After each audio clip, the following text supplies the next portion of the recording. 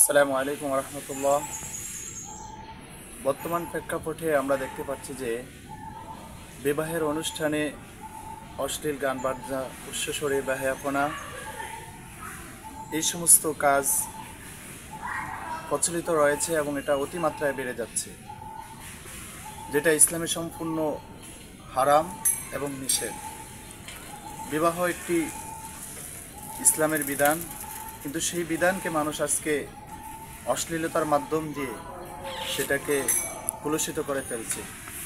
ঠিক ওই মুহূর্তে পূর্ব বাকরপুর পাটোয়ারি বাড়ির ডাক্তার মোহাম্মদ মামুন পাটোয়ারির জ্যেষ্ঠ কন্যা নিধির শুভ বিবাহতে মাগরিবের পর থেকে এশা পর্যন্ত পবিত্র কালামুল্লাহ শরীফ 30 পারা খতম সম্পূর্ণ হয়েছে।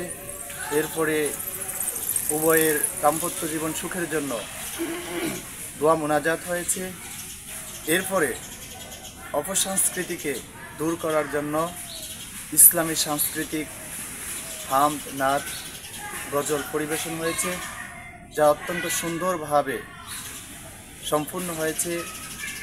এতে সকলে এই আয়োজনকে স্বাগত জানিয়েছে। শুধু তাই নয়, যারা এই আয়োজন করেছে অবশ্যই তারা প্রশংসা পাওয়ার যোগ্য।